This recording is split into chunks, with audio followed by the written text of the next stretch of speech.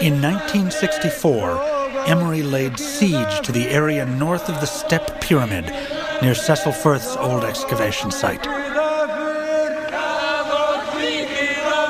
400 workers were marshaled. For the first time, a bulldozer was used. Emery's expedition quickly stumbled onto a bizarre find, a vast network of catacombs filled with thousands of neatly stacked clay jars. Inside each jar, Emery found a mummified ibis, a bird sacred to Egyptians, and left to Imhotep as an offering. Emery and his men thought they were closing in on Imhotep's tomb.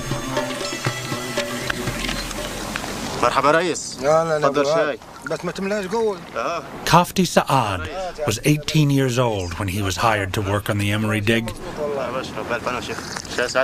Today, he remembers what it was like discovering the ibises.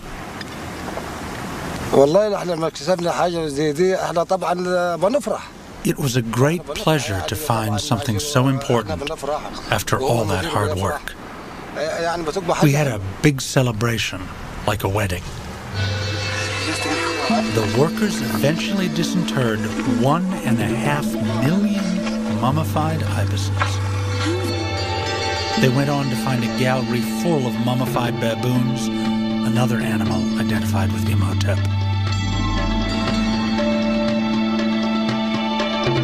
Then they broke through the baboon gallery and discovered a deep Old Kingdom burial shaft, a chamber dating from the time of Imhotep. When they reached the bottom of the shaft, they found a clay jar bearing the stamp of King Djoser. But that was all. Walter Emery's 7-year search for Imhotep's tomb ended when he died in 1971.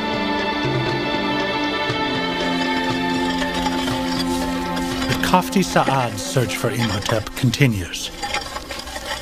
Saad now works for Polish archaeologist Karol Myśliwiec in his dig site on the west side of the Step Pyramid. Myśliwiec has already unearthed mummies that confirm the site was an active burial place and sacred pilgrimage site for 2,000 years after Imhotep's death. But among the Greco-Roman mummies, Myśliwiec discovered Old Kingdom evidence, a simple wall made of stone, mud bricks, and mud mortar. This construction technique dates the site to the 3rd dynasty, the time when Imhotep lived and died. Then, when workers digging next to the wall uncovered brilliant bits of blue tile, Myśliwiec knew he had a rare and exciting clue in the search for Imhotep. For these blue faience tiles have only been found in one place, in the funerary complex of Pharaoh Djoser. So it's quite probable that we may find here the tomb of somebody, an official, who was almost as important as the pharaoh himself. Could that person be Imhotep? Myśliwiec's team was energized, convinced they would succeed where others had failed.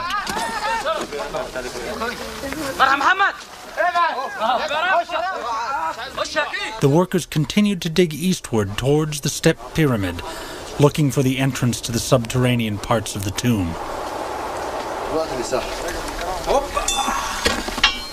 For months, one after another, new burial shafts were excavated and explored.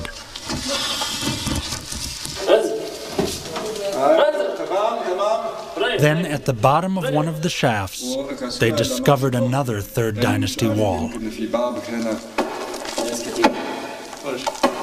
When they broke through, they uncovered the facade of a tomb.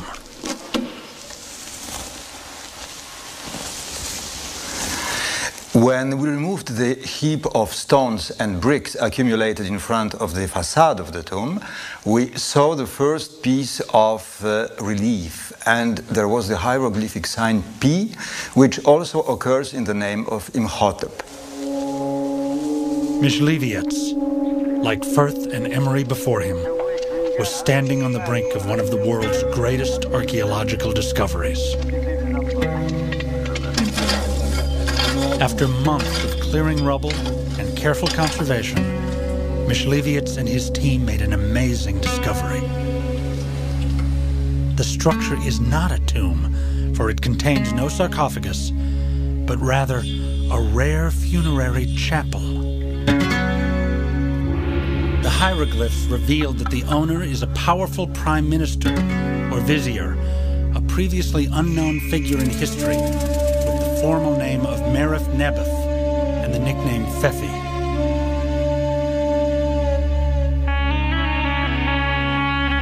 The hieroglyph that had tantalized Michleviots was not from the name Imhotep.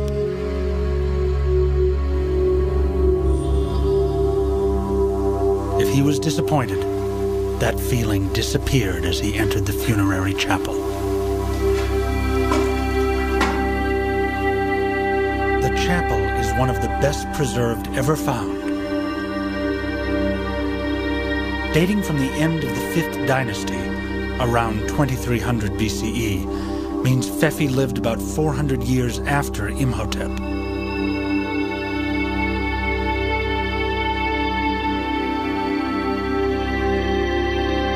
Like most funerary murals, the reliefs depict idealized scenes from Pfeffi's days to come in the afterlife. Days spent hunting, fishing, or enjoying the company of his 4 wives and girlfriend.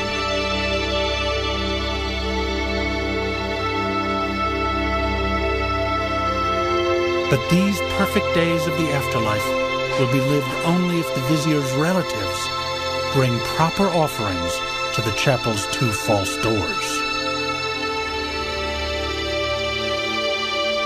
This was a place where the living was contacting the dead, because priests of funerary cult and family members were bringing here offerings in order to deposit them in front of the false door, where the soul of the dead was supposed to come out in order to collect them.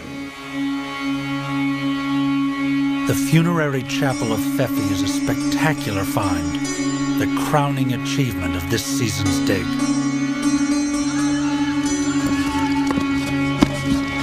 But just as Michleviots and his team are closing up the site, he stumbles upon one more discovery.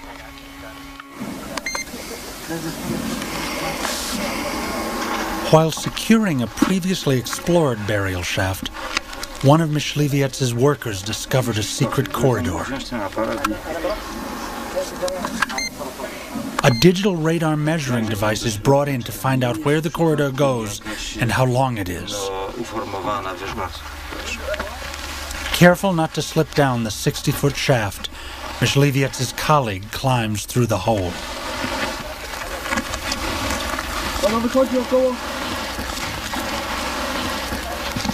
The digital measuring device works like radar, sending out waves that reflect off surfaces and bounce back to the transmitter. Co pan widzi? No, 80 metrów. Coś fantastycznego. To się zupełnie wierzyć nie chce. Panie Krzysztofie, to musi być grup kogoś The instrument ważnego. measures a distance of 80 meters. Bardzo powoli.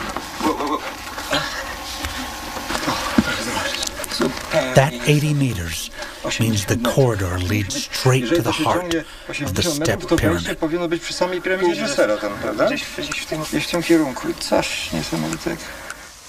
This shaft turned out to be the greatest sensation of the present excavation season, not because of the shaft itself, but because of a hole existing in its northern wall. This hole leads to a subterranean gallery, which is at least 80 meters long and extends directly toward the Djeser pyramid. If the entrance to this huge tomb exists on its eastern side, it must have been just beside the Dresser pyramid. And the person who was buried here has been someone of the highest stature in Egyptian society. Who knows, maybe Imhotep himself? Mishlevians will have to wait until next dig season to find out.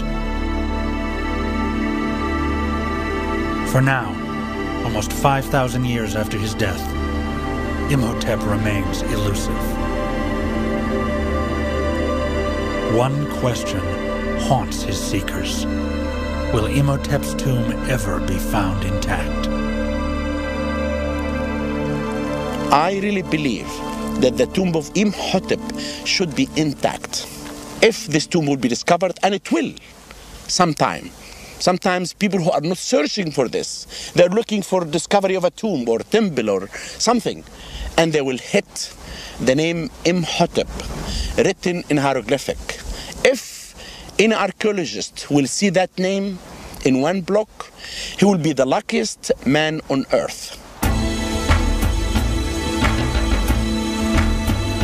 The search for Imhotep will go on. As archaeologists continue their quest for his mummy, and Hollywood continues to invoke his name, Imhotep the man, through his genius and achievements, has attained the greatest goal of all time. He is